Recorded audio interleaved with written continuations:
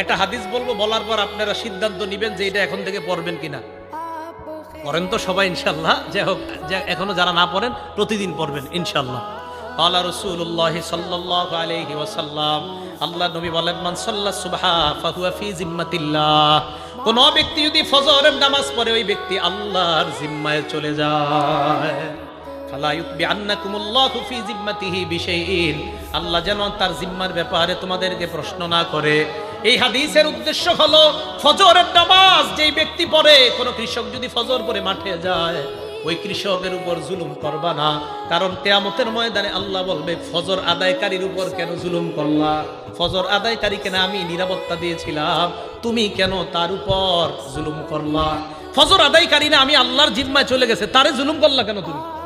নবীজি বললেন সাবধান, আল্লাহর জিম্মায় যারা আছে তার ব্যাপারে যেন তোমাদেরকে প্রশ্ন না করে। এটা হলো ফজরের নামাজ পড়ার উপকারিতা। তো ফজরের নামাজের মাধ্যমে ইনশাল্লাহ আমরা দিন শুরু করব।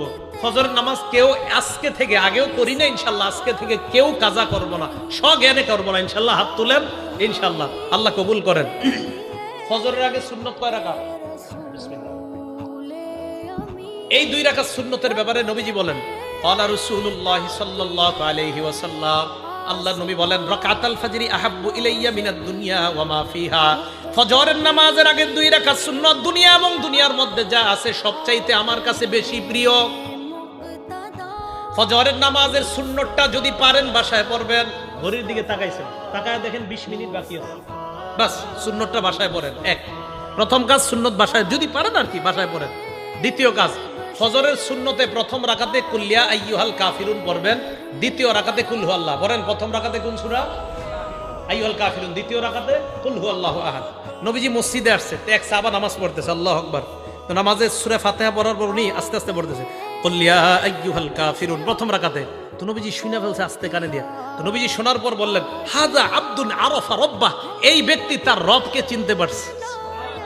দ্বিতীয় রাকাতে সাহাবা পড়লেন কুল হু আল্লাহু আহাদ, আল্লাহ নবী বললেন হাদা আব্দুন আমানা বিরব্বি, এই ব্যক্তি তার রবের উপর পরিপূর্ণ ঈমান আনছে। এজন্য আজকে থেকে আমলটা মনে রাখবেন, ফজরের সুন্নতে প্রথম রাকাতে কুল্লিয়া আইয়ুহাল কাফিরুন, দ্বিতীয় রাকাতে কুল হু আল্লাহ। আরেকটা সুন্নতে আমলটা করবেন, বলবো? মাগরিবের পরের সুন্নতে প্রথম রাকাতে কুল্লিয়া আইয়ুহাল কাফিরুন, দ্বিতীয় রাকাতে কুল হু আল্লাহ যদি পারেন। বাকি ফজরের সুন্নতে প্রথম রাকাতে কুল্লিয়া আইয়ুহাল কাফিরুন, দ্বিতীয় রাকাতে কুল হু আল্লাহ। এটার দ্বারা কি উদ্দেশ্য জানেন? কুল্লিয়া আইয়ুহাল কাফিরুনের মাধ্যমে প্রথম রাকাতে আপনি বুঝাইতেছেন আমি যত শিরিক সব বর্জন করলাম, দ্বিতীয় রাকাতে কুল হু আল্লাহ পড়ার মাধ্যমে বলতেছেন আমি আল্লাহর একত্ববাদ স্বীকার করে আমার দিন শুরু করলাম।